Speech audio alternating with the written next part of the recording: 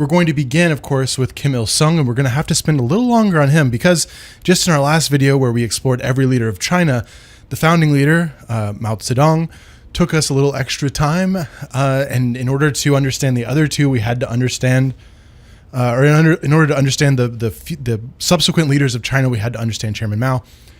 In order to understand the subsequent leaders of North Korea, we're going to have to understand the supreme great leader, Kim Il-sung. So let's get started with him. So to understand the birth of Kim Il-sung, we need to understand a little bit about where Korea is on the global stage in this moment in history, because Korea is a state, it is a unified state, but the Korean Peninsula sits in a very unique position. It sits between the country, or at times the dynasties of China, and in fact at the time of Kim Il-sung's birth, Korea is going to be sitting next to the remnants of the Qing dynasty, which around the time of his birth is going to officially dissolve into the Republic of China. And for hundreds of years prior, from the 14th century, it's going to be ruled by the so-called Ming dynasty that is going to make Korea and its Joseon rulership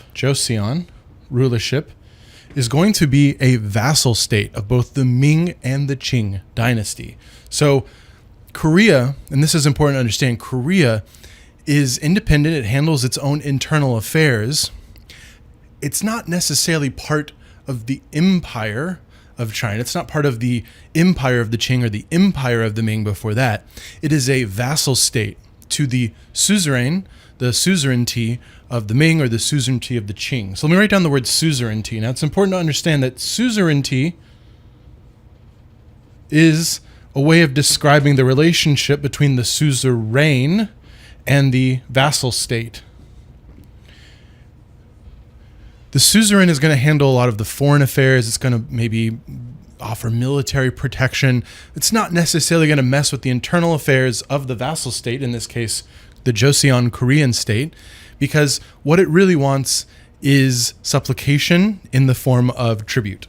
So when the Europeans start coming and trying to do relations with the Qing Empire, so for example, the British are going to actually get into a war over quote unquote free trade with the Chinese in the 1840s, when some of these initial journeys are happening to meet the heavenly dynasty of the Qing Empire. Let me write down Qing so you know what I'm talking about. The Qing Empire the Qing dynasty, in China, which lasts from 1644 until 1912, though its dissolution is going to start before then. When the Europeans go, there's a lot of problems. They go to try to open up trade relations on equal footing with the Qing dynasty, and what they find is that they're expected to do things like the kowtow to the Qing emperor.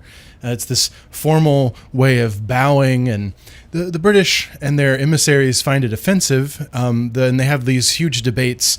If you read, I believe it's Ottoman, the Heavenly Kingdom, you'll find these descriptions of how the European diplomats, the British diplomats that were sent to try to open up trade, they're gripped with debate about how to go about avoiding the kowtow to the emperor. And it's because the Qing dynasty is not going to accept anything other than full supplication as a vassal, effectively, of the Qing emperor. When describing what the Chinese would ideally like the British to be or how they'd like them to behave, they point to the Joseon dynasty that exists in Korea. And if I'm not mistaken, the Joseon dynasty exists from let me check my notes, make sure I get this correct.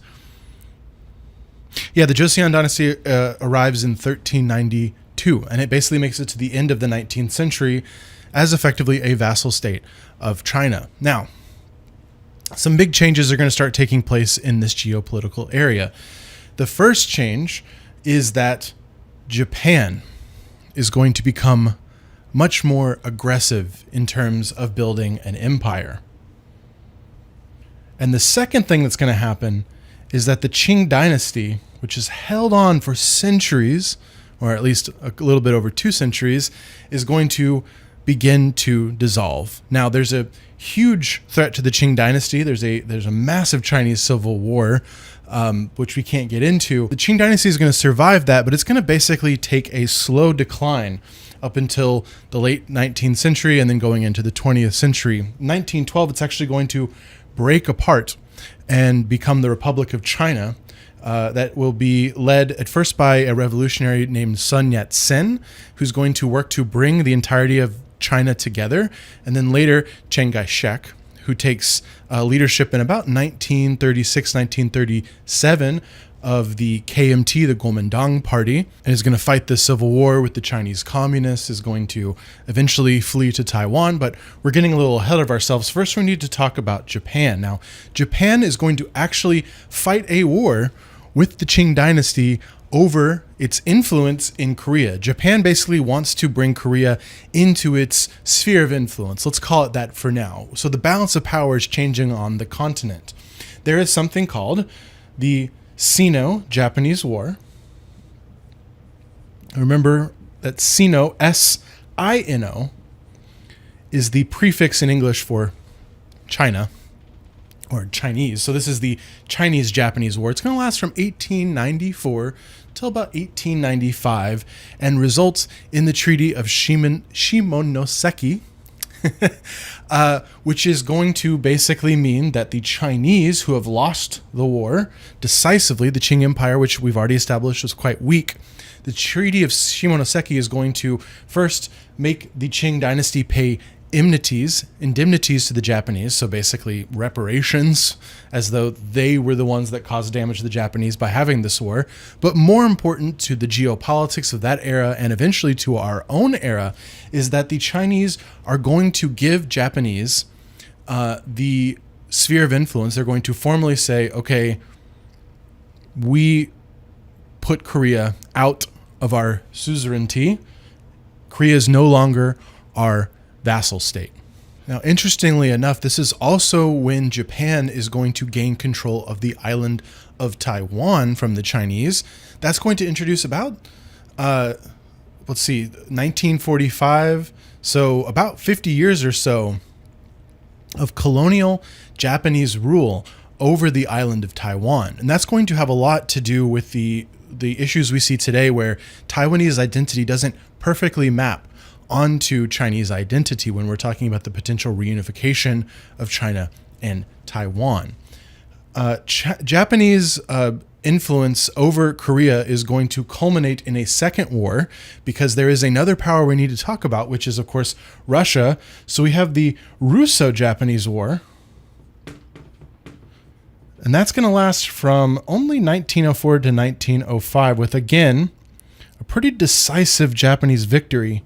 It's going to be quite embarrassing to the Russians, and it's going to actually start to have impacts within the Russian state in terms of the legitimacy of Tsar Nicholas II. There's something called the 1905 revolution in Russia, which is going to be something that brings about lots of reforms within, or attempted reforms, from Pyotr Stolypin, I believe the prime minister, the head of the parliament that is created in Russia, to try to alleviate some of the need for reform within Russia. Of course, those reforms are going to fail, and eventually we're going to have the February Revolution during World War I, 1917, and then, of course, the October, the Bolshevik Revolution a little bit later, which is going to lead to the creation of the Soviet Union, yada, yada, yada. Russo-Japanese War is going to end in 1905, and it's going to make Korea, for our purposes, Korea is going to become a protectorate of the Japanese Empire in 1905. And this effectively begins Japanese rule over Korea. Before then, we had an unequal treaty in 1875, 1876 that forced open trade in Korea and the Joseon Empire. Then we have the Treaty of Shimonoseki after the Sino-Japanese War that's going to eliminate the Qing's suzerainty over Korea, make it a quasi-independent state. And then we're going to have a period of about 5 years where Japan is going to slowly take this quote-unquote protectorate of Korea, and by 1910 is going to annex Korea into the Japanese Empire. So let's write that down. 1910, that's the year that Korea becomes officially not just a protectorate, but is annexed into the Empire of Japan. And this is going to have some consequences, not just in Korea, but also north of Korea. And I don't mean the state of North Korea, I mean in Manchuria. because the Japanese actually have eyes on building out their empire quite far. And I'm going to throw up a map right now that shows you like how far it went before they eventually lost World War II. So the first to fall under Japanese rule is Korea. But then in 1934, we actually have the Japanese create a puppet state in Manchuria that's just north of Korea. It's an area of China. It's going to be called Manchukuo. It's basically a Japaneseification of the Manchuria term, but effectively it's going to create this sphere of resistance along the Korean peninsula and up and into Manchuria.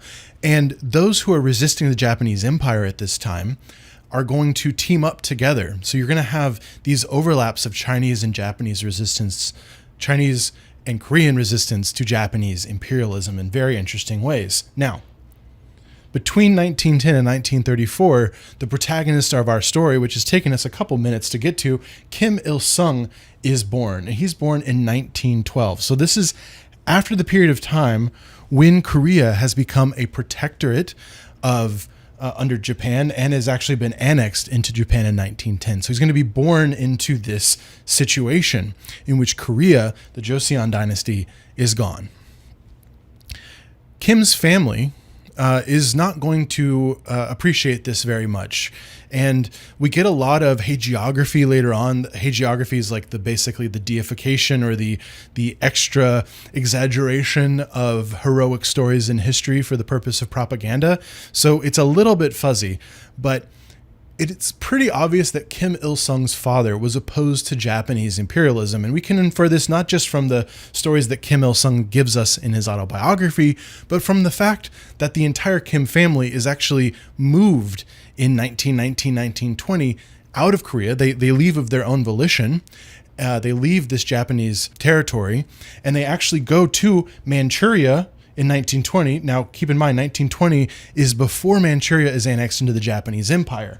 So Kim and his family are going to go to Manchuria, that's part of China, in 1920, and they're going to participate in resistance to the Japanese from afar. Now, what does Kim Il-sung have to do with, what do we know about him in this period of time? Because he would have only been 8 years old in 1920. We really only have his word that he introduced, or that his father introduced him to anti-Japanese imperialism thoughts. That's totally believable, that he, serenaded him with bedtime stories or something in his younger years. And then we kind of have to skip ahead. There's a book that I want to reference for you called Accidental Tyrant. It actually just came out in 2025 by Fyodor Tertitskiy. And it's probably the most up-to-date biography of Kim Il-sung, the great leader of North Korea. And it's in that book that I found this anecdote that Kim Il-sung's middle school teacher is probably the first person to truly show anything to Kim Il-sung about Marxism-Leninism. We think we know that Kim Il-sung's father was perhaps a fan of Lenin's Bolshevism. We don't think that he was an ideologue. Neither was this teacher, actually. This teacher, we think, gave Kim Il-sung access to a pamphlet that was a description of a book written by Vladimir Lenin in 1916 while he was in exile, just before returning to Russia for the Bolshevik Revolution in 1917. That book was called Imperialism, the Highest Form of Capitalism. Let me make sure I got that title right. Imperialism, the Highest Stage of Capitalism. That's a 1916 written, 1917 published book by Vladimir Lenin. Now, I've actually looked at this book. I've read it, not cover to cover, but I've read through it, and there's a couple little items in there that make it a fascinating book for it to be the first exposure of Kim Il-sung, soon to be a Stalin-esque figure of global communism, to have read. And the first thing is that it does have a little bit to say about Korean independence. That is, that Lenin, somewhere within this book, says that, Korea, since it has not been an imperialist country, should be able to be independent and not be a vassal of a communist state should have a proletarian revolution because it has not subjected other countries to imperialism. The second thing, which is more important, is that it is, at its core, imperialism, the highest stage of capitalism. Just as Lenin is an anti-capitalist, he is an anti-imperialist. And for Vladimir Lenin, anti-imperialism and anti-capitalism are one and the same. We often think about imperialism in political terms. So we think about the Athenian Empire prior to the Peloponnesian War that was expanding territorially and imposing itself politically on other countries. We think of the British Empire sailing the seas, right? But this is when actually that mercantile era is when we have to start to consider a second aspect of imperialism, which is its economic consequences. And in Marx's theory, imperialism is itself a function of industry, capitalist industry, ownership within a country, basically reaching the upper bounds of that country. So maximum saturation in a capitalist country like Britain would then lead those companies and in turn the state to seek new markets and new places to, first of all, get raw resources for capitalism, and eventually to actually outsource some of the industry itself that makes those raw materials into commodities. And so for Vladimir Lenin in this 1970 piece, The Highest Stage of Capitalism, you have this cyclical relationship between the imperial power and those within its imperial sphere. That is, that capitalism itself is exported as part of this political push to new territory. It's then, those raw resources are then re-imported into the head of the empire, so back into London if you're the British Empire. Eventually, though, the factories themselves that are in the United Kingdom are going to be exported out into other countries so that the labor that's necessary to do those can be done cheaply, and therefore the capitalist class can keep more profits for themselves. Okay, I probably butchered the theory a little bit, but I hope you get the general idea that what Lenin is talking about is, if you remember nothing else, imperialism bad. And presumably, if this pamphlet that Kim Il-sung's middle school teacher gave him was a general summary of Lenin's work, he would have seen the 2 points. One, that Lenin thought Korea could be an independent proletarian state after the Workers' Revolution, and two, that Vladimir Lenin thought imperialism bad. And that's probably what motivated Kim Il-sung to become a communist, though we don't know for sure. That being said, this is the most that we really get about Kim Il-sung's communist education. He doesn't study the works of Marx. We have no evidence that Kim Il-sung ever actually studied the works of Marx. We have no evidence that Kim Il-sung actually engaged in Marxist-Leninist theory at any point in his life, other than what he delegated out to his underlings or the things that he said in speeches that were presumably written for him. Basically, we have no evidence. What I'm trying to say is that we have no evidence that Kim Il-sung was like a devoted true believer. And that does distinguish him from the likes of Mao Zedong and of Joseph Stalin, Vladimir Lenin, the Castros, Fidel Castro in Cuba. These are people who at their base seem to have truly believed in the project, at least at some point. Now, they bended it to their will. They bended it for their practical purposes. Stalin would come out with a theory of socialism in one country, even though theoretically the Workers' Revolution in communist philosophy, communist thinking should be a global revolution of the workers, almost like a domino of revolutions. That wasn't happening. And so into the 1930s, Stalin begins to propagate this theory of socialism in one country. Conveniently, that probably helped to keep him in power because it helped to explain why the things that were predicted by Marx and Lenin and Trotsky weren't happening. And especially Trotsky, it's important for Joseph Stalin to say why Trotsky bad and not a smart guy. Chairman Mao, we talked in my last video a little bit about Chairman Mao's modification, Maoism, on top of Marxism-Leninism, was the idea that there is no great, in general Marxist thinking, the proletarian revolution is the working class revolution that takes place after a country has industrialized, and you have a working class to learn about class consciousness and eventually to perform revolution. The problem for Mao is that China, at the time of their communist revolution, which is really a rolling thing from the 1920s until they take power in 1945. The problem there is that China isn't really industrialized. I mean, they have some industrialization going on, but the vast majority of China is rural peasants, right? So what do you do in that circumstance? The Soviet Union had their answer to that question. China had its answer to the question, and the answer from Chairman Mao was that the revolution should be peasant-led, bottom up. We don't really have any evidence that Kim Il-sung did any of this deep thinking. We will eventually get to his Marxist theory of Juche in 1955, but spoiler alert, Kim Il-sung's variation on Marxism is a bit of a gobbledygook to justify his one-man dictatorship. And you, of course, cynically could argue that others were like that, but the distinction I'm making here is that Mao, Stalin, they believed in what they were doing.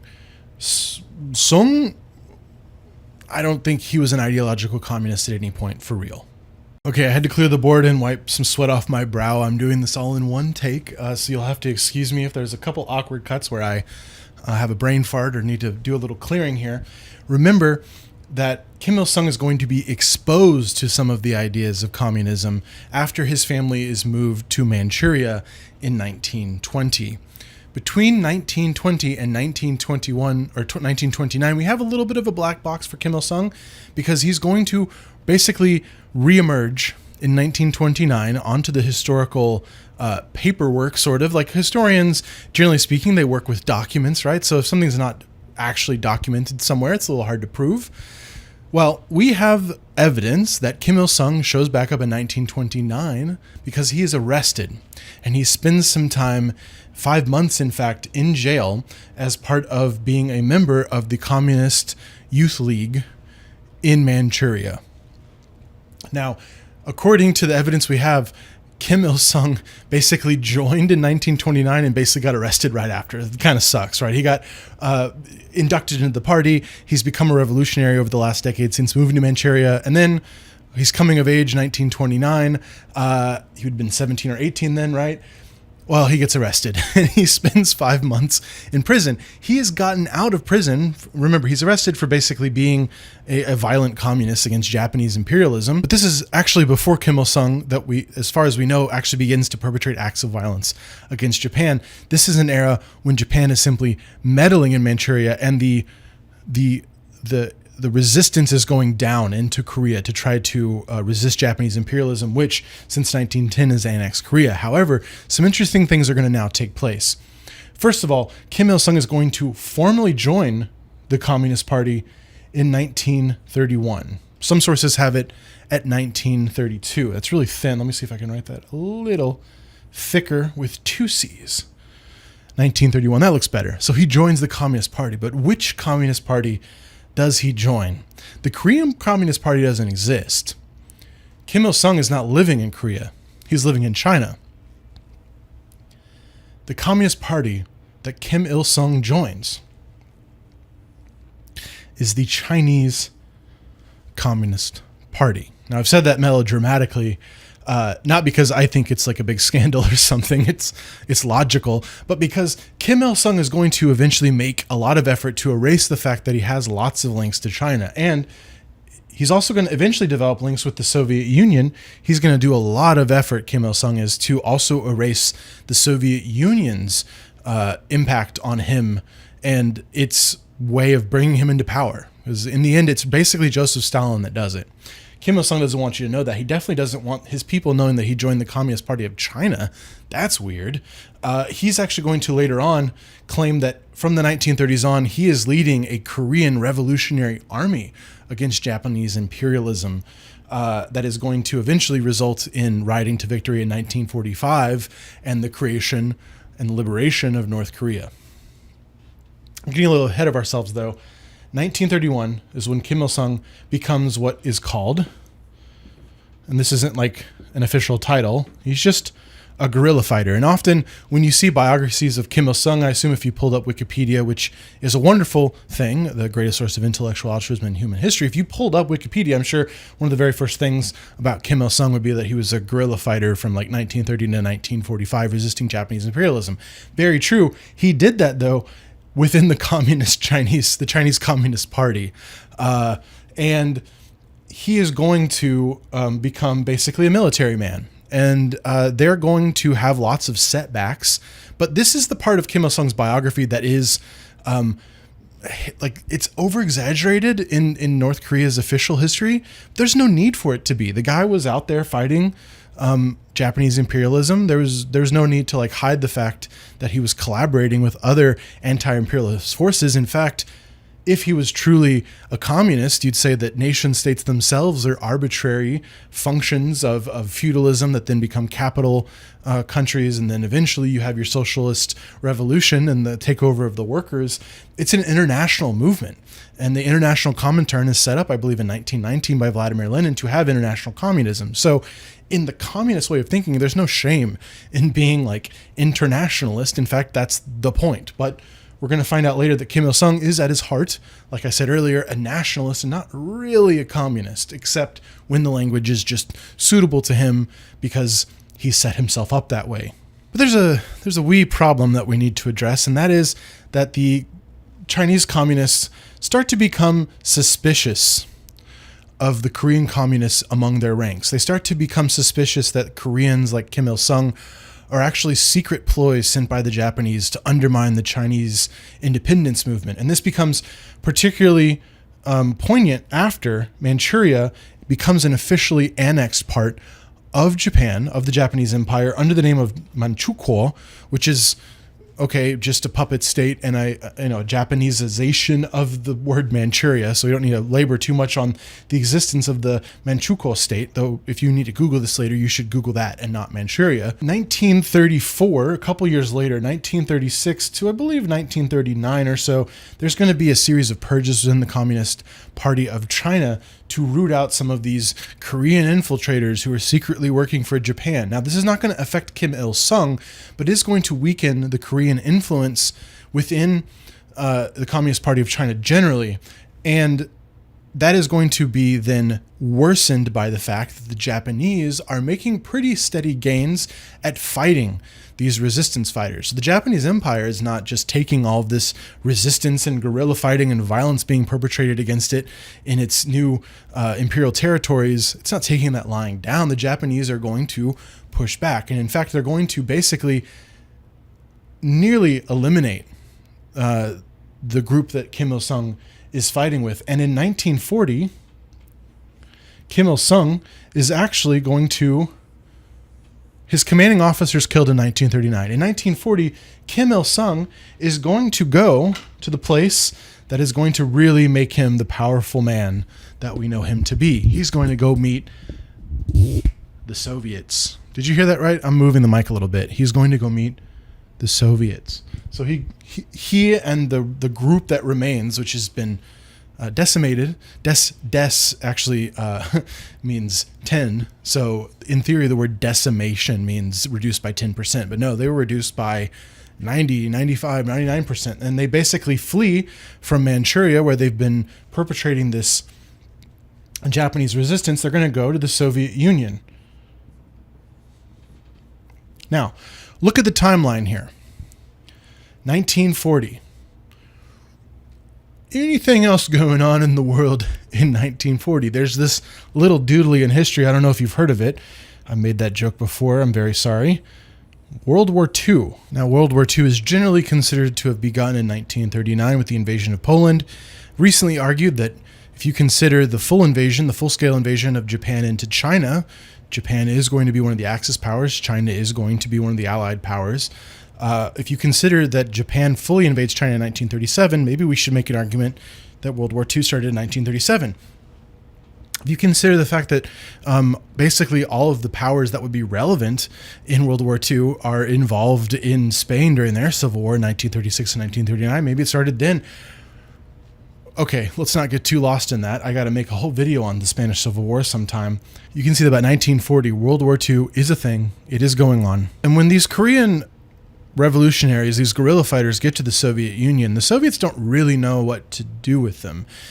And in fact, in the first couple years, when Kim Il-sung and his fellow revolutionaries are in the Soviet Union, they're actually placed in camps while the Soviets try to figure out, are they legit? Who are they? Do they actually believe in the cause, or are they sent here as some sort of a scam? But the exigencies of the Soviet Union's position are going to force a change to that attitude very quickly. Some of you know that there's a little guy in history, is a bit of an obscure name. You might have heard of him. His name is Hitler. If you've never heard of him before, Google it. He had a, fascinatingly interesting life, and it's not just painting. He did lots of other things, a lot of them terrible, just to make sure that you don't think I'm joking too much. So Hitler invades the Soviet Union in June of 1941. That is going to create some exigencies for the Soviet Union. First and foremost, it's going to mean that they need to start to defend themselves. So all of these Soviet forces that are in the eastern part of the country, that are in Manchuria, that are fighting close to the border of Manchuria, that are defending this part of the Soviet Union, they're going to start to be pulled away. They're going to start to be pulled away to places like Stalingrad. They're going to be pulled away to the west. That leaves some pretty difficult choices for the Soviet leaders that are in the eastern part of the country at this time. And they basically come up with a decision that they're going to start to replace some of the soldiers that are departing with whoever the heck they can get. So they've got this big old group of Korean fighters in camps in Siberia, and they say, I wonder if we could actually have them go and make up some of our eastern defenses. And eventually, of course, very, very late into World War II, the Soviet Union is going to declare war on Japan. They actually haven't done that yet. And eventually these Koreans that are sent to the eastern flank in Manchuria are going to actually become part of the invasion force to retake North Korea.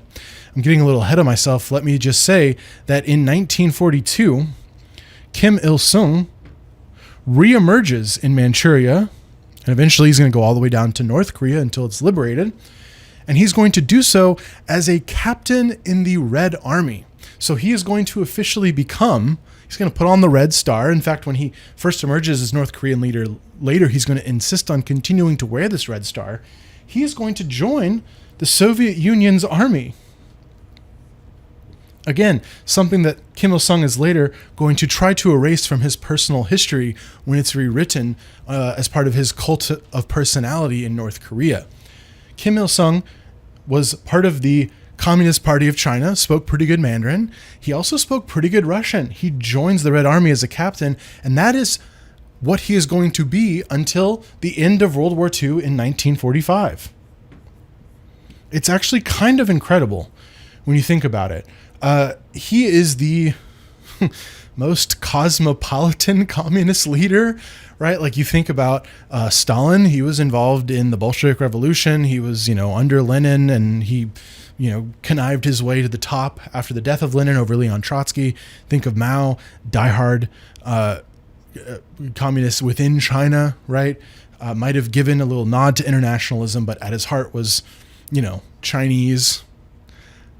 Spoke with a really thick accent from where was Mao Zedong from? I can't remember. Somebody in the comments tell me.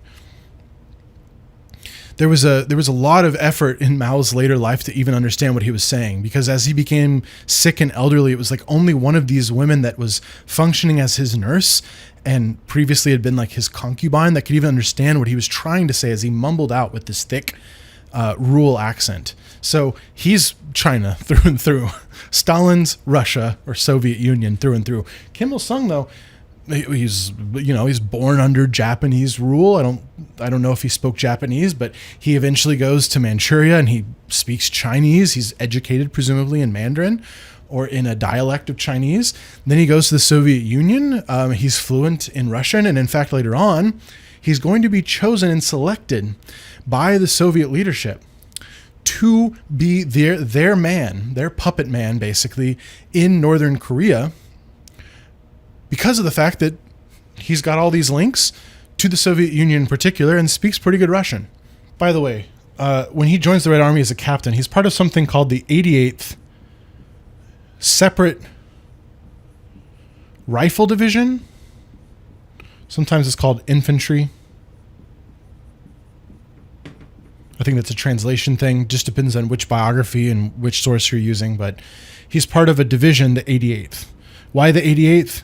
I think it's because they replaced something that already had that name. There's no true significance. There weren't like 87 other Korean divisions. He was part of the 88th Separate Infantry Division as a captain within the Red Army.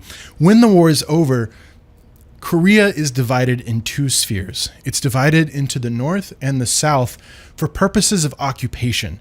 So don't make the mistake of thinking that when the Allied powers, victorious in World War II, decided to split Korea, that they meant to do so permanently. The idea at the first, when you think of what Stalin had in mind, what the Americans, the British, the French had in mind, places like Yalta, what they were arguing for Korea is that it be temporarily divided in the same way that Berlin was supposedly temporarily divided into Allied sections, in the way that Germany was divided into East and West, theoretically temporarily.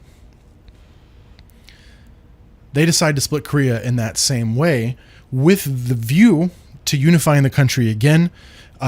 There was a decision by the Allies that Korea would be made an independent country after Japan was defeated. However, as we know, that unification never happened. At least it hasn't happened as of now, as I'm recording this in the 2020s. In 1945, September 1945, Kim Il-sung is sent back to Korea for the first time. Now, keep in mind, he's been involved in skirmishes and fighting, but this is really his first time spending a sustained amount of time in Korea since he was moved there with his family in 1920. So he definitely speaks Korea. He's probably a little bit, uncomfortable with his homeland.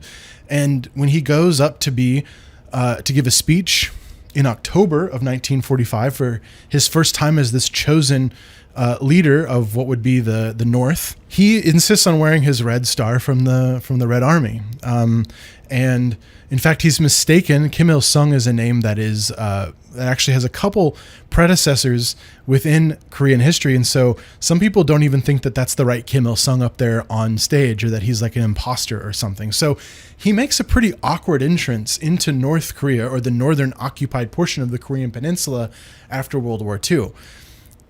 But like I said, the reason he was chosen was not because of his great credentials as a Korean. He was chosen because he was probably palatable. They presumed he was palatable to the Koreans. He was chosen because he had these links to the Soviet Union and had fought as a captain in the Red Army. And he was chosen because everyone else kind of sucked. Let's just be real. There was no other grand candidate out there. There's, descriptions in Accidental Tyrant and a couple other places where you can find descriptions of like the selection process. It wasn't particularly elaborate. There was another guy who was considered for the job and he just kind of sucked. The Communist Party of Korea is reborn in August of 1945 by Pak Hon-young. Let me write that down.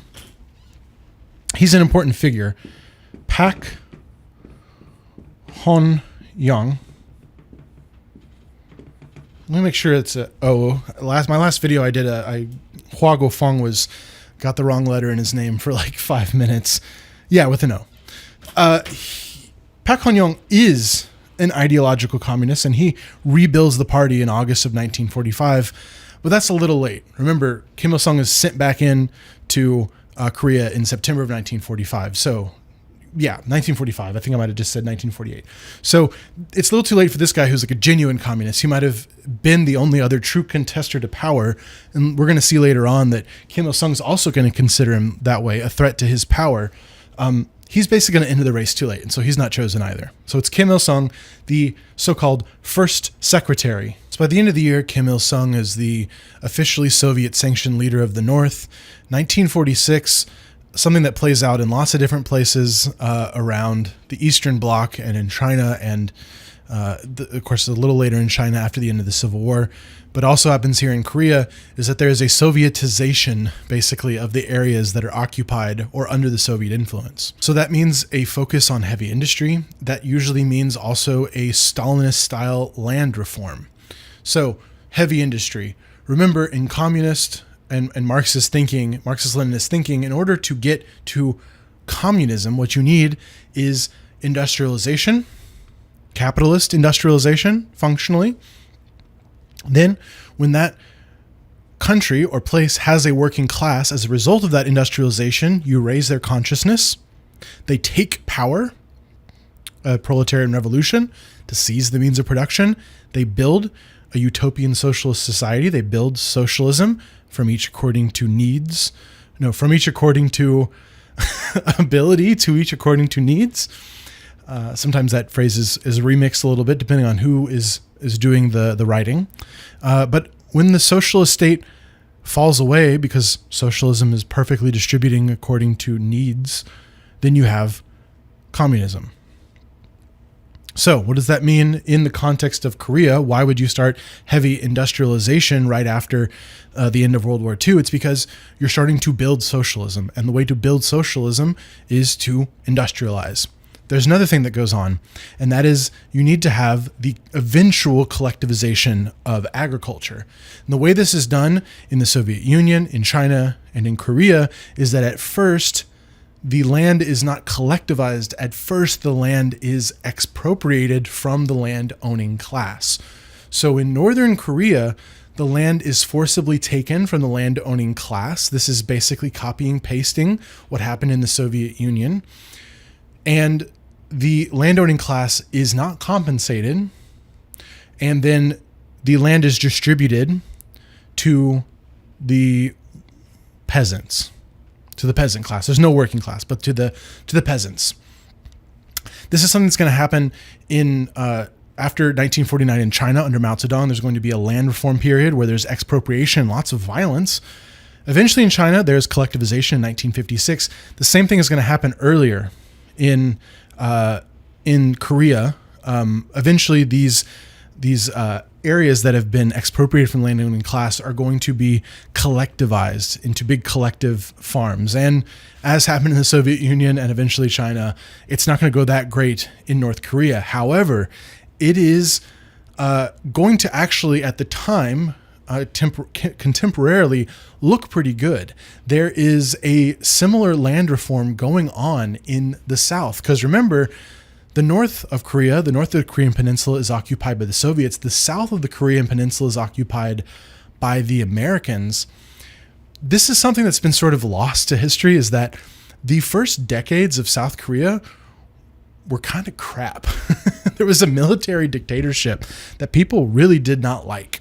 And it's actually not until the late 80s, we're going to get to that a little later, that South Korea begins to really look like the shining star, this economic miracle, this burgeoning and emerging liberal democracy.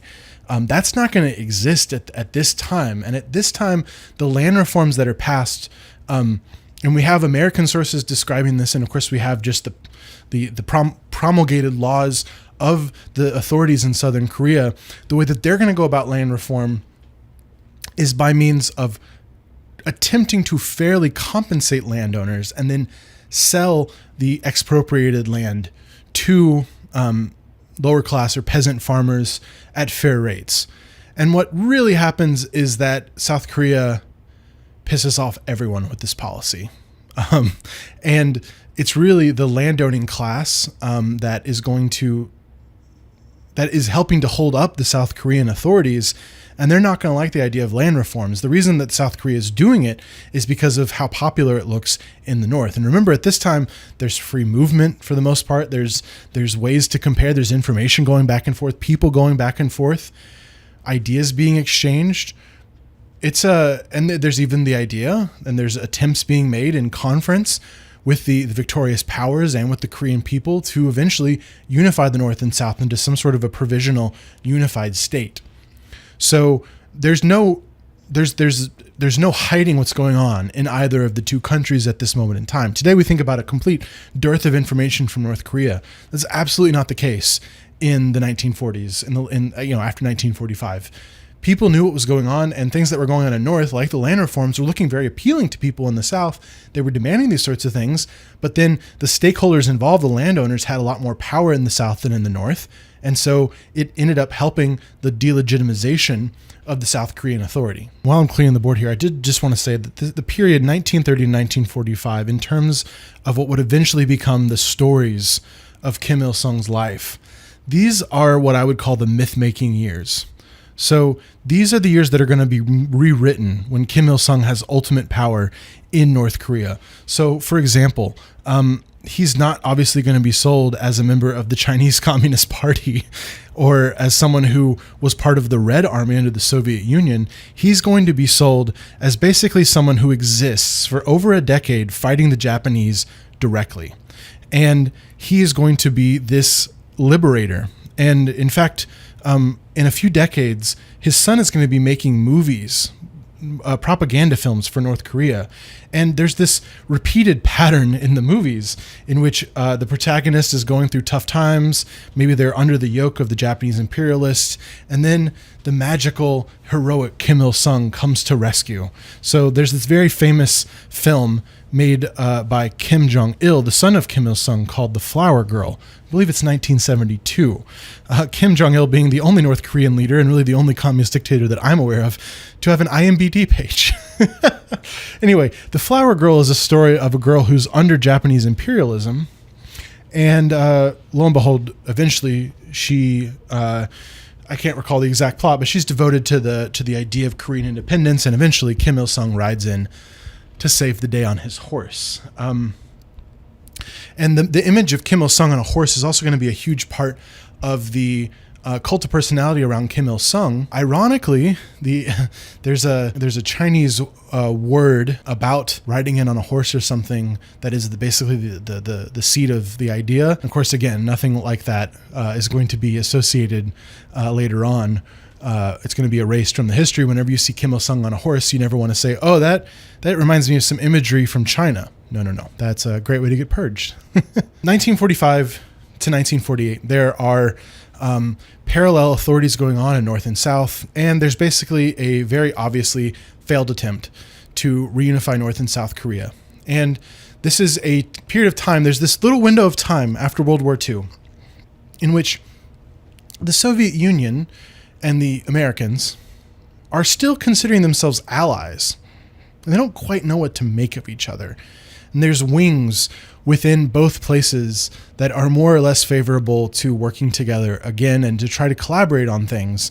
But it's pretty obvious early on, for example, in the formation of the United Nations, the Universal Declaration of Human Rights that First Lady Eleanor Roosevelt was involved in, that the Soviets are going to start to play by different rules. I don't want to pass judgment here because we're trying to do explanation, but there is a sense that relations between the US and Soviet Union begins to break down. You have things like the Berlin blockade. You have the occupation starts to become more hostile in Eastern Europe. And there's a fear that really if the Soviet Union wanted to just run over Western Europe and take it, that the US military is, they're already leaving and redeploying in other places. Like the Soviet Union could take Western Europe if they wanted to. And there's this fear that like Stalin is going to become the imperialist conqueror of Europe, and there's a genuine fear from the West that's going to take place. This plays out in Korea too. So basically there is an accepting of reality in September of 1948. I believe it's September 8th of 1948, let's write that correctly, the DPRK, the Democratic People's Republic of Korea, is declared. And it's declared only a couple weeks after the Republic of Korea is declared. So there's now an acceptance that there are two entities. And they basically both want to conquer the other. We're going to have a couple years of threats from both sides before the Korean War begins. But there is a tacit acknowledgement of the reality of the situation after World War II. In about 1948, when the two authorities of North and South become actual proto-states. quasi-governments. And this is when Kim Il-sung's power is going to start to accumulate, because he's not only going to be the first premier of the DPRK. Now think of the premier as the head of government. He's not only going to be the first premier of the DPRK, but he's also going to be the first chairman of the Korean Workers' Party Politburo. So the Korean Workers' Party, KWP, it's Politburo. So he's going to be in charge of not just governance, but also the party itself. And if you know your communist history, you know that lots of these premier paramount leaders of communist states, they add titles together in a way that gives them control over the state, over the party, and the last leg of that three-legged stool is the military. So you'll often have them be the chairman of the Central Military Commission. And in fact, Kim Il-sung is, I don't know if he's going to give himself that title, but his son and then his grandson are going to take that title. And they're going to have this trifecta. Mao does it, Stalin does it. They collect the different, let's call them pillars of government. There's no separated equal branches or anything, but they're going to take these three pillars of government and they're going to put themselves at the top of each one of them. And that is how they're going to have ultimate control. Remember, each of these men are going to have cult of personalities. They're going to have totalitarian control. But if I didn't say it before, I'm going to say it now. The totalitarian cult of personality that Kim Il-sung builds is the most totalitarian of them all. By comparison, somehow Stalin and Mao look a little liberal next to Kim Il-sung because of his special breed of totalitarianism. And in fact, other wannabe totalitarians from like Eastern Europe, from like the Soviet bloc, I think one of the communist leaders from like Albania goes at some point to North Korea and sees the cult of personality being built by Kim Il-sung and is like, holy crap, this is something, man. And not to get too hyperbolic, but I actually think in some ways Kim Il-sung's totalitarianism starts to flirt with like the totalitarianism found in 1984 from George Orwell. And of course, Orwell in that was trying to describe the effects of Stalinism. But if you think about like the Big Brother is watching you posters everywhere, and then you go to North Korea and literally every home there has to be a very pristinely kept, perfectly dust-free picture of Kim Il-sung. And in fact, it's like government policy that if there's dust on it, that's like a crime against the state and a crime against the dear leader or the great leader. You can start to see how the comparisons to 1984 are much more justified. In not to say that there's nothing to see in Stalin's Soviet Union, you wouldn't want to be there, especially during the purges, just to say that like Kim Il-sung is going to take this cult of personality to another level. I'm losing my light a little bit, so I'm going to set the mic down and turn on a light to make sure that I'm well illuminated. I'm just here sharing some knowledge with you. So if the light goes out or it's not perfect, hopefully the sound is good enough to keep your interest. Okay, I turned on a light. I rolled up my sleeve. I was getting a little warm. My last video, I sweat through my shirt. I put on an undershirt for this one to try to remain presentable as I went along. So we were talking about the late 1940s. A couple other important things start to take place. In 1948, Kim Il-sung merges the Communist Party of North Korea and the Communist Party of South Korea. So the southern part of Korea is evolving into a military dictatorship. Communism is not going to be allowed there. In fact, the dictator is going to start to have agitators against, on the street, basically street thugs that are fighting who they perceive as communists. And so the Korean Party of North Korea and the Communist Party of North Korea, the Communist Party of South Korea are going to basically merge into one, simply the Korean Workers' Party. And again, Kim Il-sung is going to be the very tippy top of that. But this is also a period in which there is a desire, really on both sides of the 38th parallel, to reunify Korea. So it's been divided because of World War II, but there's no one really who thinks like, oh, this should be permanent. And about the unification took place of the parties in 1949. 1949 and 1950 is also the period when Kim Il-sung is going to start agitating in Moscow to Daddy Stalin, please, oh pretty please, can we invade the South under my leadership and unify Korea? Because remember, Kim Il-sung is not a liberal, not really a communist, or doesn't really seem to be a true believer in communism. But what is he? He's a nationalist, and he wants the Korean nation to be one. And what eventually we are going to call the Korean War is called the Fatherland Liberation War in North Korea. Who are they liberating it from? Well, the capitalists and the imperialists, right? All of this goes back to that pamphlet, right? About Lenin, imperialism, the highest age of capitalism. All that language is going to be appropriated by Sung. So the national liberation of the fatherland, right? It's all wrapped up in the language of anti-imperialism, and that is going to be the through line for Sung's entire life. Now, Kim Il-sung is going to go to Moscow a couple different times, and he's going to ask Joseph Stalin, hey, it'd be great if we could invade the South. It'd be great if you would help me invade the South. Now, there's good reason why the timing is actually quite good. Keep in mind that after 1945, the Chinese Civil War between the nationalists under Chiang Kai-shek and the communists under Chairman Mao picks back up. That ends in the proclamation of the People's Republic of China, the ejection of the nationalists from China, the victory of the communists in 1949 under Mao Zedong. China's communist revolution culminates in a unified communist China. So Kim Il-sung sees this, and this is in 1949, right? By 1950, he's poking Stalin. He's saying, hey, if the Chinese can do it, why can't the Koreans do it? Now, Stalin, for his part, he's playing it a little coy. Stalin is balancing a lot of different things here. Now, first of all, Stalin is balancing his relationship with the USA. He's trying, though it's kind of strange. Stalin has this sort of fatalistic belief that the Soviet Union and the USA will eventually end up going to war with each other, but he also doesn't seem to want to bring that about too quickly, because remember, the Soviet Union is developing its own nuclear weapons program, and I believe their first test is 1948, 1949. But in any event, Joseph Stalin isn't in a big hurry for the nuclear holocaust, even though he seems to ideologically, as a Marxist, believe, there will be eventually a fight between the Soviet Union, the great Soviet Union, and the great United States. So he's all that to say, he's not interested in sending the Red Army to Korea to help liberate the South at the behest of Kim Il-sung. What Stalin wants is for Chairman Mao Zedong in China to basically do his dirty work for him and go help Kim Il-sung take South Korea. And he tells Kim Il-sung, go ask Mao. So it's like, go ask your father, go ask your mother, get away from me.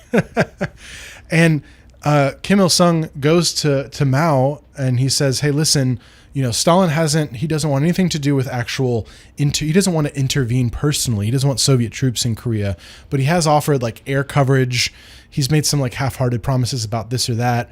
I just want to get your permission basically to invade South Korea. I don't want your help, Chairman Mao. I won't need it. I promise. That's a guarantee that's going to come back to bite Kim Il-sung in the butt pretty quickly. But basically, Chairman Mao hears this. He hears Kim Il-sung saying, hey, Stalin told me to ask you, and it's going to go great. I don't need your help, but could you just sign off on it? So Stalin says yes.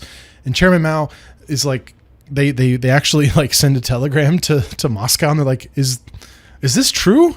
Is this are you cool with an invasion of South Korea? He doesn't actually trust Kim Il-sung. And I guess this maybe goes back to some of that interfighting between the Chinese communists and the Korean communists back in the 30s. Anyway, a telegram comes back from Moscow, and Stalin's protecting his image as the man above the other communist leaders, right? Stalin's the granddaddy of the communist bloc, and he doesn't want to tell Mao, I'm too weak or I'm unwilling, but instead he says, I think what I would say is that yes, the Chinese comrades and the Korean comrades had come to a decision together. Signed, Stalin. So he doesn't guarantee help. He doesn't really do anything other than say well, I'm going to stand up on high and recommend you guys figure it out. Well, they do.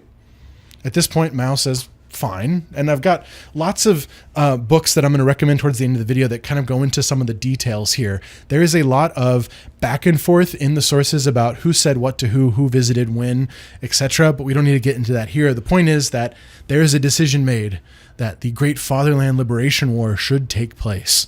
And up until it really kicks off in 1950, it's an open question who's going to invade who first. Is the South going to invade the North first? Is the North going to invade the South first? The answer is the North is going to invade the South first. And in fact, the invasion is going to go so well that Seoul, the capital of the South, is going to be taken within 3 days of the beginning of what we call the Korean War. I guess you can call it the Fatherland Liberation War if you like. Weirdo. The rest of us are going to call it the Korean War. And that's going to take place from 1950, technically, until today. There is an armistice in 1953. I'm going to look here because I think the time is 4 a.m. Did I write that down right? Yeah, June 25, 1950, 4 a.m. The North Koreans pour down into South Korea. And the world freaks out a little bit. It's starting to feel a little bit like World War III up in here. There's a concern about escalation. And this brand new United Nations, which was brought into existence as a way of preventing future wars, of preventing a World War III, of preventing the atrocities seen in World War I and II. Remember, the League of Nations was also an attempt to build this Wilsonian dream of sovereignty and equality of nations. This is the first big challenge the UN's going to have to decide. All right, we have a war of aggression. We have the North invading the South. What are we going to do? Well, it's kind of interesting.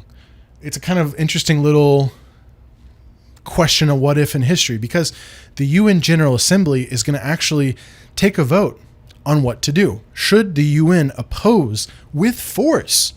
Think about this. With force, the UN using offensive weaponry to enforce the borders of 2 quasi-nation states.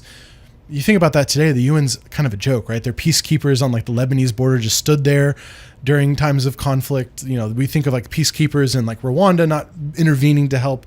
The UN forces actually doing something in this period is possible. But as the UN goes, the United Nations has the Security Council of the 5 big powers. The Soviet Union is one of them.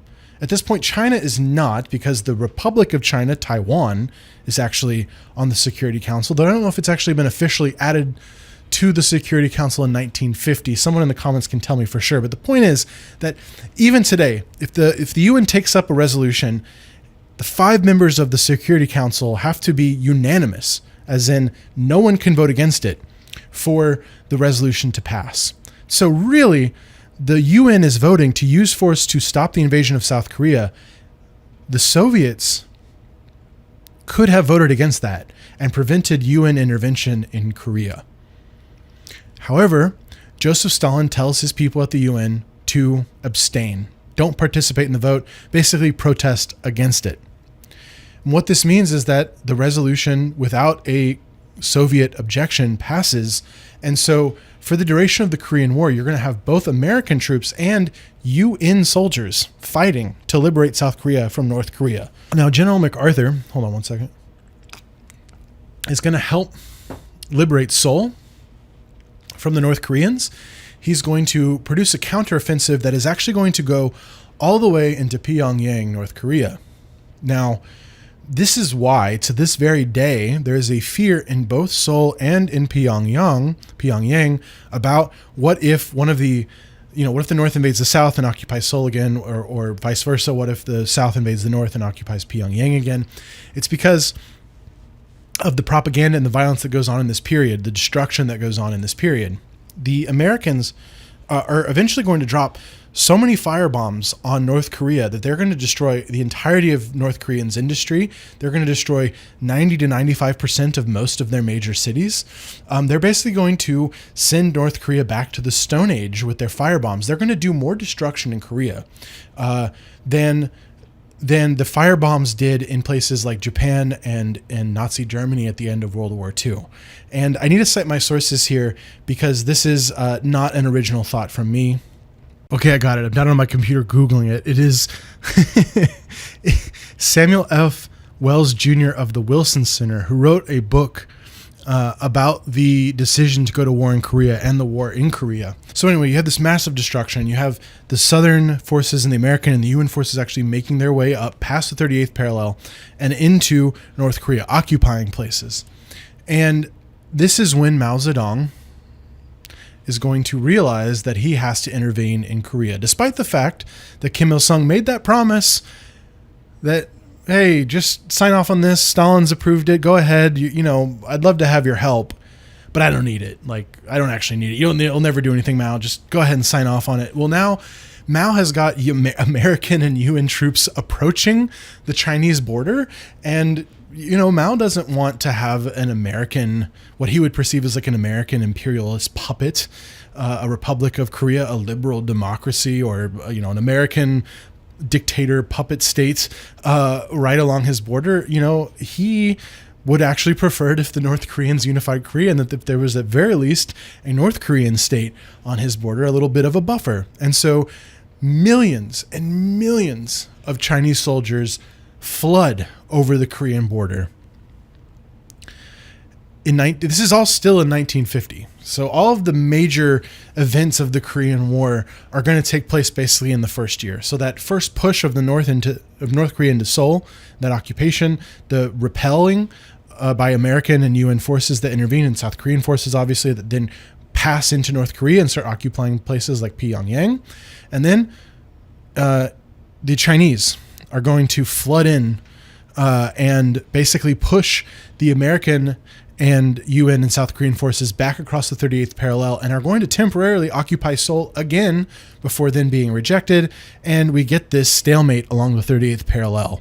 So we basically stop where we started. And there's basically the border that had been created after World War II is now the border that we have in the stalemate of the Korean War. It is the stalemate that eventually becomes part of the armistice in summer of 1953.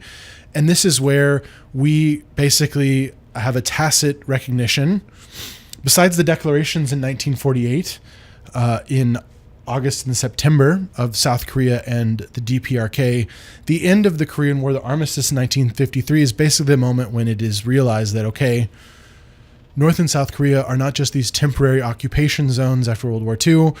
The dream of unifying Korea is not going to happen anytime soon, at least. It's at least going to have to wait. This is when Kim Il-sung is going to not just be the tippy top dog of North Korea, but after the armistice and after a recognition that really there's not a whole lot to be done regarding the South, Kim Il-sung is going to turn his attention inward, and we are going to see the construction of a personality cult, which I've already alluded to is something that is going to make even the Soviet Union and China feel a little uncomfortable. So let's talk a little bit about Kim Il-sung in North Korea consolidating his power. So let's fast forward to 1955, 1956. Kim Il-sung has not been successful in the Korean War. We've had an armistice and the war basically ended where it started, but he is the top dog. He is the number one. He is the chairman of the party. He is the premier of the state. And he starts to purge people, because even though he is the top of these institutions, he doesn't have a unanimous group of supporters in the Korean Workers' Party. There are two other factions within the Korean Workers' Party that theoretically are a check on Kim Il-sung. One of them is the Soviet faction, that is the faction that is most aligned with the Soviet Union. The other is called the Yan'an faction. We can just shorthand that as the China faction, but let me go ahead and write down Yan'an. If you remember from our last video, we had the Yan'an rectification campaign or rectification movement. This was basically Mao's way of building power between 1941 and 1945 within the Communist Party of China in their little holdout during the war against Japanese imperialism, in which Chairman Mao became not just the undisputed leader, or sorry, not just a leader among communists, but the undisputed leader among communists. And so people who would like to see a more Chinese or Maoist influence in North Korea are known as the Yan'an faction. So we have the Soviet faction, we have the Yan'an faction, and then we have basically the rest, which are the Kim Il-sung-ites. That's a term I'm making up. That's not an official academic term. Now, under the guise of the Korean War from 1950 to 1953, we have some purges because Kim Il-sung is already looking to consolidate his power, and he's looking to eliminate rivals because, if the war ends, he wants to be the undisputed champion, so to speak. We referenced earlier the man named Pak Hon-yong. Pak Hon-yong. Remember, he was the founder of the North Korean Communist Party in 1945. The Korean Communist Party was outlawed, obviously, by the Japanese imperialists in the 1920s. Then they bring it back basically in August 1945. Pak Hon-yong does it a little bit too late to become the premier leader in North Korea, but he remains an influential person within North Korea and within the Korean Workers' Party. Kim Il-sung puts this man in a very public trial in 1955. It's a show trial. Now, Pak Hon-yong's show trial is unique. You have some show trials in the Soviet Union for some of these higher people who are purged. They come out and talk about their crimes against the party. It's kind of a way of scaring others. In China under Mao, when you have these purges, like in Yan'an, in the Yan'an rectification movement, you have these they're not so much trials as they are like public displays of violence. You have all these people decrying each other out in public. You have the masses mobilized against the top. Later in his life, later in his leadership, Kim Il-sung is going to stop with the show trials because he's going to find that actually just disappearing people and sentencing them to a life in the gulag is going, without any explanation, is going to be a lot scarier than actually having a public trial where people say exactly what they did wrong. If somebody just disappears, that's a lot scarier because you don't even know what they did wrong to get disappeared. But in the trial of Pak Hon-yong, this very prominent purge is going to take place from 1953 to about 1955. There's going to be other people along with Pak Hon-yong. He's just the most prominent that are purged in this period. And they're going to be basically accused of being traitors and conspiring with the USA during the War of the Liberation of the Fatherland, the Korean War from 1950 to 1953. Well, the people who don't particularly care for Kim Il-sung in this period are going to start to worry about this unitary control that he's establishing over the party. And there's a couple reasons this is going to happen. One is just because it's going pretty darn far. And so there's a fear from the Yan'an and the Soviet factions that he's going to purge them next. That's legit. There's also going to be a change within the Soviet Union at this period. Joseph Stalin built a personality cult, but Joseph Stalin dies in 1953. In fact, Joseph Stalin's going to advocate against the end of the Korean War until his death. And a new man is going to take power in the Soviet Union by the name of Nikita Khrushchev. Khrushchev. I believe I've spelled that right. I've written Khrushchev's name 100 million times in my life in undergrad and graduate school. And as part of my educational mission on YouTube, I still have to think every single time I write his name out. And actually, just now I lucked out because my book on Khrushchev was on the shelf right in front of me. So I was able to confirm, indeed, Khrushchev's name is spelled like this. And actually, this book by William Taubman is what, in the historical world, they call a tour de force, a magnum opus, a obra de vida in Spanish, right? This is a masterful book in which he goes through Khrushchev's autobiography.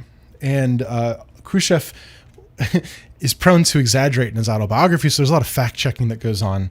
This is a great book, and it's part of how I've been able to triangulate some of Kim Il-sung's relationship to China and to the Soviet Union in this period, because if you just read books and sources on North Korea, actually you miss out on some of the Soviet perspective. Okay, Nikita Khrushchev, here he is. He is, so again, we're going to be talking about figures who are relatively liberal compared to their predecessor. In my last video, we talked about how, Deng Xiaoping was relatively liberal compared to Mao Zedong, because basically everyone looks liberal next to Mao Zedong, except for Kim Il-sung probably. Khrushchev is liberal compared to Joseph Stalin in his way of running the Soviet Union. So he creeps his way into becoming the paramount leader in the Soviet Union after the death of Stalin through a phase of different confrontations with people like Levat Beria, who was the butcher of Moscow for Joseph Stalin during the purges. Kogan, there's a bunch of people that basically Khrushchev elbows out, but it's not to build a personality cult for himself. So when Khrushchev comes to become the paramount leader of the Soviet Union, and the reason I'm bringing this up is because he actually disavows the Stalin cult of personality that had been prevalent in the Soviet Union up until the death of Joseph Stalin. That's how you get the famous anecdotes from Stalin's death where nobody goes in to check on him because they don't want to get purged. Nobody knows what to do when he's dead. They don't want to touch the corpse. They don't know who to call. They don't know who to inform. You've seen the film maybe. There's some historical inaccuracies there, but the general thrust stands that people were scared to death of Joseph Stalin. Khrushchev gives a secret speech in 1956 after he's accumulated power in which he says that the cult of personality was a mistake, is bad.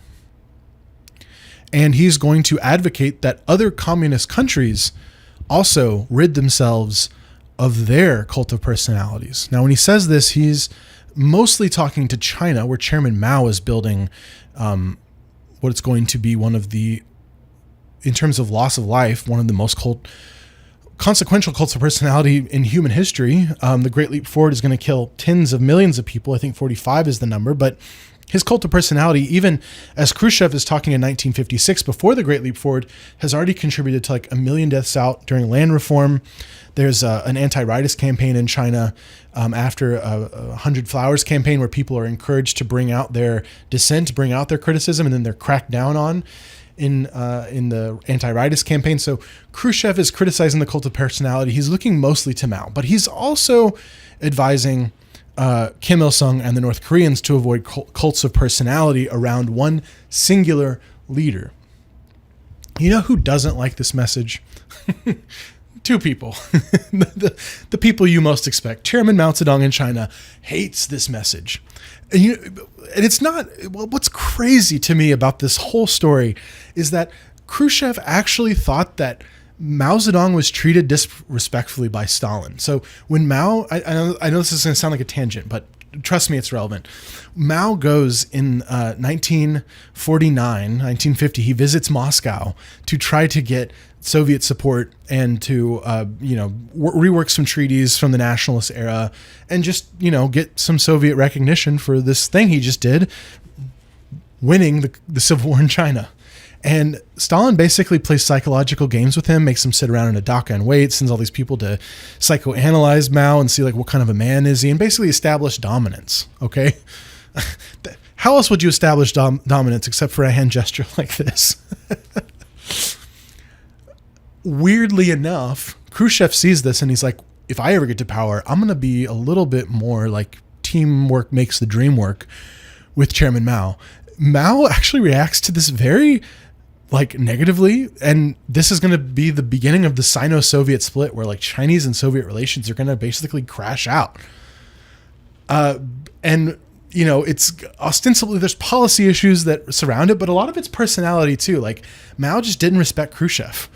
Even though Khrushchev was I want to respect you more than Stalin did, I guess Mao just liked that disciplinarian daddy Stalin. And in any event, the other person who Khrushchev wants to influence in a positive way is Kim Il-sung. And again, he's making these overt intimations that places like China and North Korea should get rid of their cult of personalities, right? That there should be, the party's going to have the ultimate control. There's no one in the communist parties of either of these powers, either three of these big powers, is going to ever say, oh, maybe we should share power with other parties or something. No, it's about what is the structure within the party? Is there a one-man cult of personality like there is with Stalin, like there is with Mao? Kim Il-sung is building his, and this message arrives at basically the worst possible time for Kim Il-sung, hey, we shouldn't have cults of personalities. And there is something called the August 1956. You see my notes here. I got 1955 Juche. We're going to get to that. Where did I write down the name of this incident? So you get something called the sorry, I had a brain fart. I had to make a cut. You get to the August 1956 faction incident. Okay? August 1956. The Yan'an and the Soviet factions speak up during a meeting of the the Korean Workers' Party. They speak up against the cult of personality. Now, Kim Il-sung had already gotten wind that this was going to take place, this criticism was going to take place. And he's conspired basically to have his people, first of all, denounce the Yan'an and the Soviet factions within this meeting in which the cult of personality is decried. But also he's going to have them purged. And this is the closest Kim Il-sung comes to losing power, actually, because he purges these two people, or not these two people. He purges this whole array of people from these two factions that theoretically they want to reduce Kim Il-sung's power. They don't want to purge him necessarily, remove him from power. They just want him to not appoint himself to the head of everything and to have a bit of more of a collaborative effort within the party. I haven't read the debates or what they said exactly, so don't take my word as gospel there. But basically, Kim Il-sung treats them as an existential threat. He feels that existential threat, and he's kind of right to feel that existential threat because representatives are sent from both China and the Soviet Union. They go to Pyongyang together to tell Kim Il-sung, knock it off, reinstate these two groups into the Korean Workers' Party, the Yan'an faction and the Soviet faction. Now, you can understand why the Soviet Union was doing it a little more obvious. They don't want their influence reduced, and also they are in a moment when they're reducing the cult of personality anyway. China's a little bit more interesting because they have their faction, and they want the group that they influence the most to not be purged, right? But they have their cult of personality, and they're taking umbrage with the fact that the Soviet Union is reducing theirs. So in theory, they should be like, oh, Kim Il-sung's building a cult of personality, great. But even China's like, we'd love to keep our influence. And even though this is a moment of tense relations between the Chinese and the Soviets, they send a joint group to Pyongyang to tell Kim Il-sung to reinstate these people. And he does. He bends. He reinstates them into the party. But Kim Il-sung isn't stupid, and he sees that China and the Soviet Union aren't getting along that well. He realizes that their attention's going to drift, and he's going to purge these people again. 1958, 1959. He's going to be the undisputed tippy-top leader. He's going to purge all of his opposition by 1959. I mean, he's already the undisputed leader. Let's just be clear. But by 1959, he's going to be the double undisputed leader. He's going to be untouchable Kim Il-sung. This is when the 1960s is when North Korea's cult of personality is going to hit insane levels. And I've already referenced it before with the fact that people would visit from other communist countries with cults of personalities and be like, whoa, this pretty crazy here. I've already mentioned that 1984 is probably the best fictional representation of what Korea might have looked like at this time with all the Big Brother style Kim Il-sung portraits everywhere. It's going to get really insane. So let's talk about it a little bit, but let's also not forget that North Korea in this period is in better shape than South Korea. Its economy is doing better. Its leadership is looking more stable. In fact, the 1960s are going to basically be the peak of North Korea, the zenith of Kim Il-sung's power, and the zenith for North Korea as a whole in terms of its economy. It's not going to have a Great Leap Forward style famine that China had between 1959, 1960, 1961. There's really what they call the 3 years of difficulty or something in China, right? Kim Il-sung is going to have some Great Leap Forward kind of reforms, but there's not going to be like a big catastrophe. The economy is not going to fall apart. The South is going to look like the economic backwater in the 60s. The South is going to look like the crazy military dictatorship. North Korea, by comparison with the South, is actually going to look better off. Okay? The brand of North Korea is going to look better despite how crazy it's going. And so we're going to talk about that right now. I'm going to make a pause so I can clear the board, wipe my brow, and I'll be right back. Actually, I just got the board clean, and I wrote a couple of things down in the 60s. I realized I need to take a quick step back, which it's not going to be a long step back, but basically, so I just wanted to touch on a concept that is going to go on crack in the 60s. It's technically invented in a speech in 1955 called Juche. And Juche, or Juche, I can't recall what the exact correct pronunciation is going to basically be Korean socialism. Now, there's a lot to say here because I have referenced already multiple times in this presentation that Kim Il-sung doesn't really care that much about Marxist-Leninism. He doesn't care that much about communism, really. And so it's a little weird to start talking about this Korean socialism that is invented basically in 1955. Kim Il-sung has one of his close associates start to write a Marxist-Leninist justification for his cult of personality that is beginning to merge in the mid-1950s.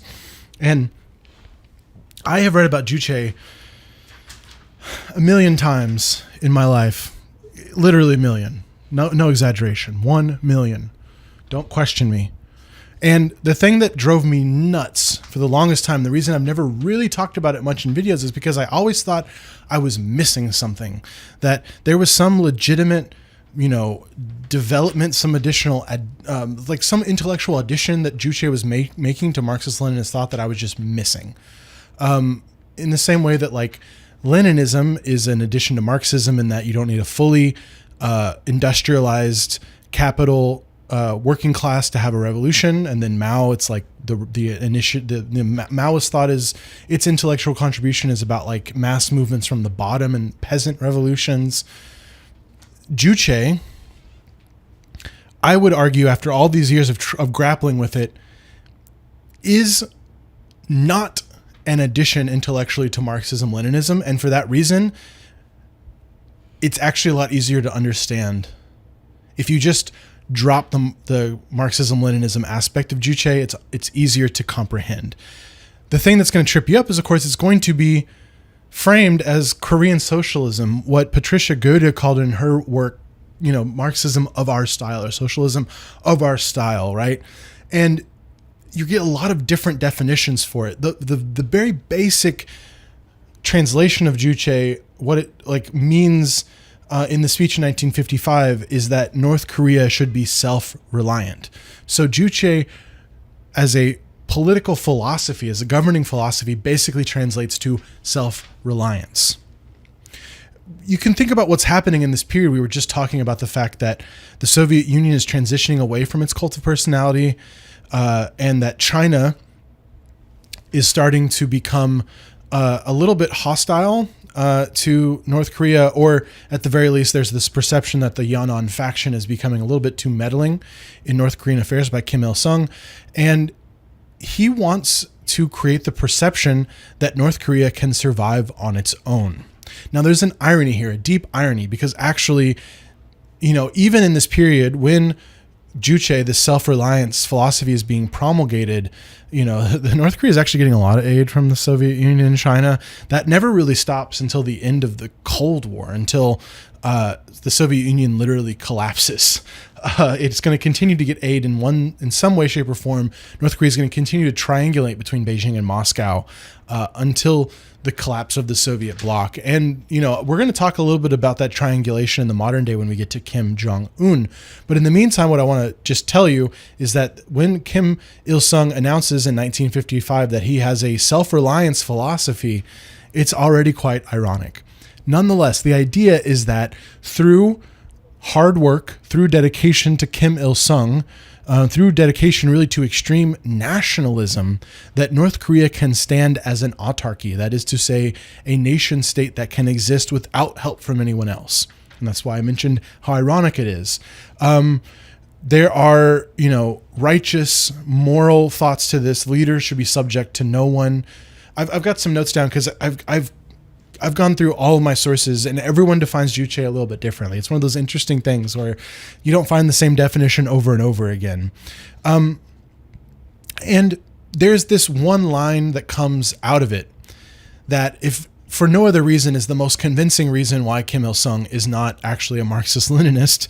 And that is the line that Juche basically translates to the man, or Juche represents the idea that man is the master of all things. Man is the master of all things. Let me write that down, because that's something that's going to permeate North Korean society to this day. It is sort of the one, like what's the master? Man equals master. It's like the slogan almost of North Korean socialism. So let's talk about why it's a bit of a rejection of Marxism itself by even saying something like this. Man is the master of all things. And then let's talk about how even this manipulated definition ends up getting manipulated even more for Kim Il-sung's purposes of consolidating power. So man is the master of all things is ironic to come from someone who's nominally a communist, because there is a philosophical tradition within Marxism-Leninism. Marx was a historical materialist. Now, if I go too deep into it, I will embarrass myself, so I will just stay on the surface level of these things. But Marxian was responding to Hegel, and if you think about Hegel, his most famous work is Phenomenology of Spirit. And the German philosophy, which Marx and Engels would write in the 19th century, was an opposite of some of the, let's call it, and I don't mean this philosophically, but some of the more esoteric ideals that Hegel would present. And the idea so let's get out of philosophy, because that's where I start to fall apart. And you can already tell probably that I sound a little ignorant. I did not study philosophy as a PhD. I studied politics. And where Marxism-Leninism has something to say about political philosophy and the act of governance is in the fact that history, according to them, should be recognized as a function of material reality. So the idea is that when the material conditions for socialism are ready, there will be a revolution. So it's like a scientific, it's often the word you'll see in quotes, scientific cause and effect system of history, in which we can basically take all of the different, and this is conflating some terms here, but basically take all of the different variables of society, the material variables of what life is like for the proletarian, where society is in terms of industrialization, how far along it is from proto-communismus to feudalism to industrialization and capitalism.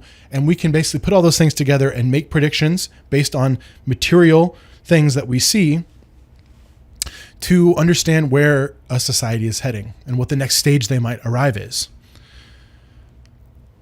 Okay, now let's look at this term from North Korea. Man is the master. This is effectively a vision board way of running a government. It's to say that if you don't think it's possible, I'm Kim Il-sung and I say dreams can be made real. If you think you want a Ferrari, put it on your vision board. It will happen, right?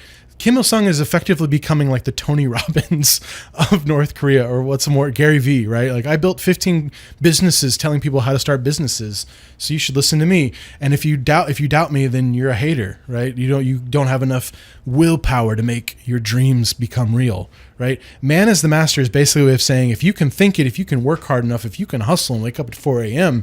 and praise Kim Il-sung, we can build a socialist utopia. Okay, this is 1950s hustle culture in a communist country. That's what Juche is. Okay, and my humble, non-expert opinion. Now, the reason this is even more crazy is because this man is the master concept, this Juche concept, this idea of self-reliance, basically all gets bastardized into not that man is the master, but Kim Il-sung is the master. Kim Il-sung is the master of all things. Okay, there is, if Kim Il-sung says and thinks it can be done, who are we to question it? Okay, and in fact, over time, this becomes a serious crime to question, to doubt. In fact, there is something called the 10 principles that we're going to get to in a little bit. But now's a good moment for us to move on to the 1960s. The Juche philosophy is basically a way of justifying the creation of the cult of personality. And it's going to be built up over the course of the 60s, but it's going to be crescendoed in 1967 when something called the singular thought system is revealed by Kim Il-sung. Sometimes I see this translated as monolithic ideological system as opposed to singular thought system. Whatever, you can translate it however you want. That's okay. It's not that complicated, actually. The singular thought system is not that there is a singular thought, as in like one idea in the brain. It is that the singular thought is Kim Il-sung's thoughts, plural. Whatever Kim Il-sung wants goes. So when we talked about the two whatevers in Hua Guofeng after the death of Mao, that was the chosen successor of Mao Zedong in China after he died in 1976. Hua Guofeng promulgated this idea of the two whatevers. Whatever Chairman Mao said, whatever Chairman Mao directed, or something like this. Like, we'll just do whatever Chairman Mao wants, right?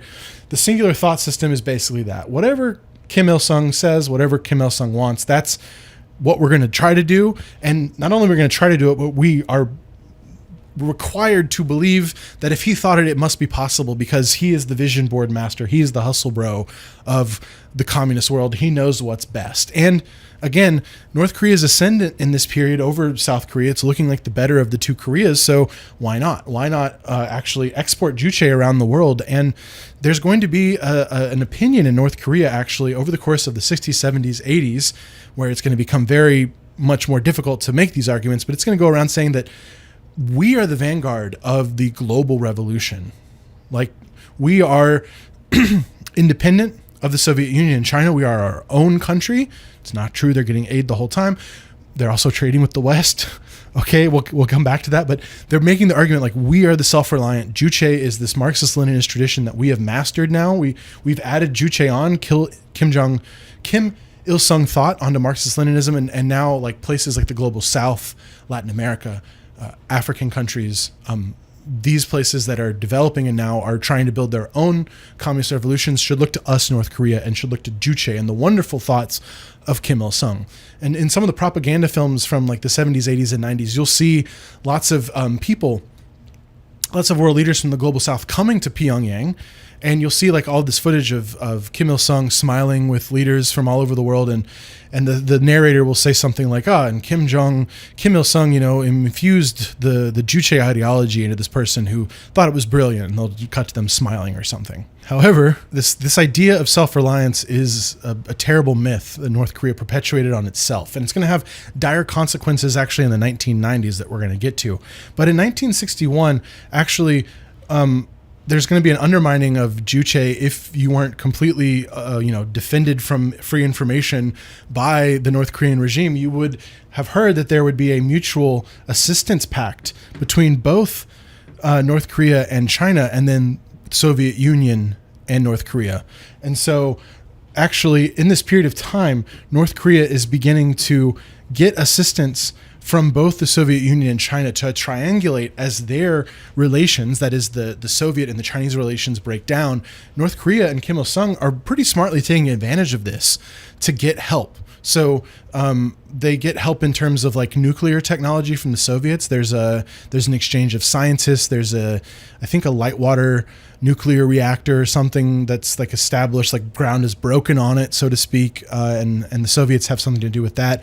China is, importing and helping with arms. And in fact, it's not until 1958 that Chinese troops actually leave Korea after the Korean War. That's how long, this is going on. Even 3 years after Juche is created, they're getting this help. But it's going to go on steroids in the 1960s, not just because Kim Il-sung is triangulating between the Soviet Union and China, but also because Kim Il-sung is very smartly going to start, well, smartly is probably not the right way to put this because it's going to backfire, but he's going to start to allow Western liberal democracies to basically fund him You might ask, why would these liberal democracies send money to North Korea? And the answer is, I guess it is a function of like wanting to have influence. And so they would sign, debts to North Korea. And the problem is that by the end of the 60s, this trade and these debts that are being taken on by North Korea, it's becoming very obvious that Korea was taking that money in bad faith and it's never going to pay back that money. And so a lot of those loans and things are going to dry up. It's going to backfire on North Korea in the 70s. But in the 60s, when that money is flowing in, when Western money is flowing in, when Soviet aid is flowing in, when Chinese aid is flowing in, North Korea is looking pretty good in terms of quality of life for its citizens, in terms of industrialization. They've rebuilt from the, remember, they were basically flattened in the Korean War. The American firebombs basically destroyed 90% of cities like Pyongyang, and certainly the industrial parts were gone. Well, in the 60s, all that's rebuilt, all this assistance is coming in. And if you're a random North Korean citizen who's only getting information via like newspapers or radio or whatever, you might be told in the 1960s, hey, we've achieved juche, we've achieved self-reliance. And you might look around and say, yeah, maybe. And if you're not like particularly well informed and you're living in South Korea and you're not aware of all these subtleties, which why would most people be aware of such things? It might be tempting to think like, hey, this juche, self-reliance, Korean socialism from Kim Il-sung in the North, it seems like it's going pretty well. So in 1967, basically at the peak of North Korea, you get the singular thought system. And this is basically, I keep having to say like we're now getting into the cult of personality of Kim Il-sung. It's gradually going up and up and up. And honestly, it's going to go up until about the 80s. And then oh gosh, it's kind of hard to say when it hits its peak, but let's just say that if you want to find the place where the portraits start appearing in homes, in every single home, by law, they must be there. When you want to start talking about the rewriting of history to make Kim Il-sung look like basically a god, it's 1967. This is when you get the singular thought system, when you get the monolithic ideological system. This is the moment. This is when the period that I talked about, the myth-making period, 1930 to 1945, when Kim Il-sung was fighting first with the Communist Party of China, and then he became part of the Red Army in the Soviet Union. That's all scratched. And they say, no.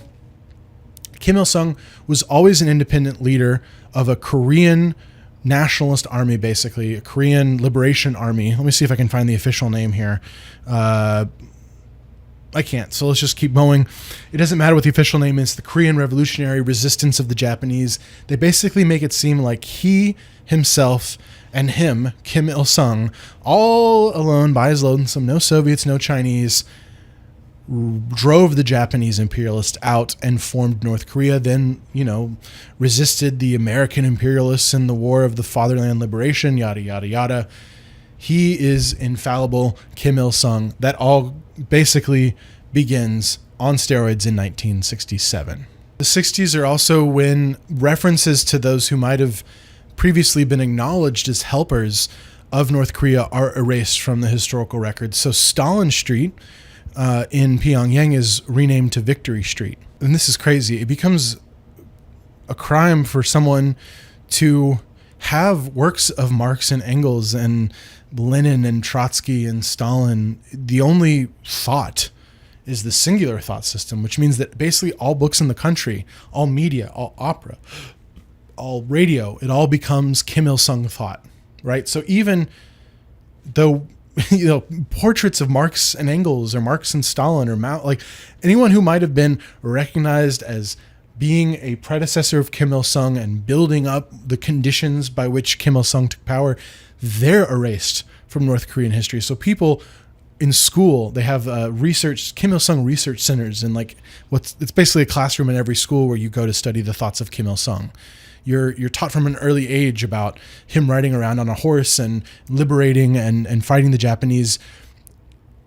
And his thoughts are the only thoughts that matters. Marxism, Leninism disappears. So it's another argument to say that Kim Il-sung was not a true believer like these others were. This is also a period when North Korea, because it's ascendant, starts to think, hey, maybe we can retake the South. Maybe we can have a second Korean War or a second Fatherland Liberation War and basically remove the South Koreans who were doing, again, like I said, pretty poorly in this period. And you have something called the Blue House Raid in 1968. The president, or the dictator, Chung-Hee of South Korea, his residence is assaulted. He's almost killed. You have the 68 basically kidnapping of 82 crew members from the USS Pueblo. Admittedly, it was a spying operation off the coast of North Korea, but these 82 crew are held for 11 months in 68. And in 69, you have a spy plane shot down. So the point I'm trying to make here is that North Korea is ascendant in the 60s, and they don't realize that they're at their peak at this moment, and they're beginning to act irresponsibly. And this is actually over time going to damage their relations with the Soviet Union and with China, because they're going to appear to be pretty reckless. Because in the 70s, they're going to basically become a pariah state. And this is when the North Korea that we understand today begins to emerge, because a couple things happen. One is that their economic prosperity begins to falter. The money from the West starts to dwindle, and the Chinese and the Soviets start to distance themselves from the North Koreans, because the North Koreans start to do like literal terrorism in the 70s. So, and 80s. You don't just have the cult of personality and the North Korean stuff. You have like crime involvement from the North Koreans, involved in smuggling and drugs and like things that are actually damaging to the international economy, even to like their allies, look particularly strange. And you have the development of the North Korean nuclear weapons program, which Kim Il-sung, as early as the Korean War, realizes there's this controversy that General MacArthur, when he's pushed back out of the North by the Chinese forces, that he wants to, the history is a little disputed, but basically he advises President Truman to consider tactical nuclear weapons in North Korea to retake some of the lost territory. And Truman dismisses him for this. It makes Truman increasingly unpopular. It's part of the reason why Truman doesn't seek a second elected term as president of the United States, because General MacArthur is generally considered popular at this time, and his ejection by Truman is unpopular. Anyway, when the rumors come in the North that like the Americans might use nukes like they used in Japan, people freak the hell out. They start fleeing. And the North Koreans at this time don't have like a super strong totalitarian state to stop people from moving around. Freedom of movement still exists in North Korea. And so people are basically allowed to go, either fleeing to China or fleeing to the South to avoid these nuclear weapons. And Kim Il-sung sees the psychological effect of nuclear weapons at this time, and he decides, I want some of those for myself. So I mentioned that they got some aid in terms of nuclear power from the Soviets in like the early 60s, but basically neither the Chinese nor the Soviets want Kim Il-sung and North Korea becoming a nuclear power. And this starts to introduce tension in the 60s and 70s when it becomes clear that North Korea is going to be pursuing a nuclear weapons program. There's also the fact that in the 1970s, President Carter, when his term begins in 1970, he's elected in 1976, he starts removing American soldiers from South Korea and removing American nukes. There were lots of American nukes in South Korea at the time. He starts pulling those out as a way of demilitarizing the Korean Peninsula. And yet in 1974, it's discovered that there are tunnels built by the North Koreans, dug by the North Koreans into South Korea via the DMV. And so there is this fear that's starting to emerge that North Korea hasn't forgotten that it wants to take South Korea, and that it's doing all these other strange illegal things. It's building a nuclear weapons program.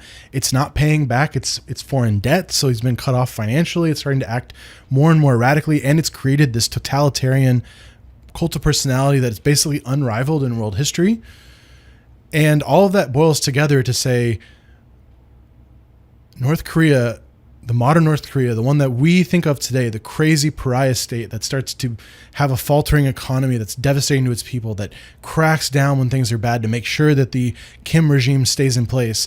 This is the North Korea that it starts to emerge in the 1970s. Meanwhile, South Korea at this moment, even though they're losing some of the support of the United States, are starting to have an economic turnaround. They're not going to democratize until the 80s, in the late 80s, in fact, but they're going to start to look like the more prosperous of the two Koreas. And this is going to play out into the 1980s. In the 1980s, first of all, North Korea is going to go full blast on the terrorism. So they're going to bomb, I believe, in 1983, they try to kill the South Korean president in Burma, which we call Myanmar today. In 1987, They hire a terrorist group from Palestine to blow up planes, a South Korean airliner, in the lead up to the 1988 Seoul Olympics. And the fact that South Korea has been awarded the Olympics is already a point of deep pain for Kim Il-sung, who immediately begins to build like stadiums and things in North Korea as if there's going to be a joint hosting of the Olympics, even though it's been awarded to South Korea. And the North Korean economy really begins to falter in the 80s, while the South Korean economy starts to look incredibly prosperous. The dictator, Chong-Il, is assassinated in the 80s or the late 70s. And even though South Korea doesn't immediately democratize, dissident parties are starting to do better in elections and win seats in the legislature. And by 1987, 1988, South Korea is basically going to democratize fully, just in time for the Seoul Olympics, which is basically, if you want to think of a moment where the two Koreas basically cross lines, that's it. North Korea on the descent and South Korea on the ascent. And if there was any doubt in anyone's mind, once the Seoul Olympics went off without a hitch, without any acts of violence from the North during the Olympics themselves, and once the television screens in everywhere except North Korea were flooded with imagery of a very prosperous South Korea with, this economic miracle that's taken place through things like market liberalization, there's really no doubt that North Korea is isolated. Keep in mind, this is about 10 years into the reform and opening up in China as well. When Deng Xiaoping becomes the paramount leader in China in 1978, 1979, he begins the process of reform and of opening up, of market reforms on the coast, of basically creating capitalist socialism, socialist capital. I don't know what the term would be, but basically allowing little pockets of capitalism within China, allowing individual farmers to leave the collective and try to survive, which, believe it or not, was controversial in China at the time. So China is reforming and opening up. North Korea is not. North Korea is going to be insistent in the 80s that they are not going to follow the Chinese path. They are not going to pay back their debts. They're going to pursue a nuclear program. They're going to do acts of international crime and violence. And they're going to insist on their cult of personality around Kim Il-sung.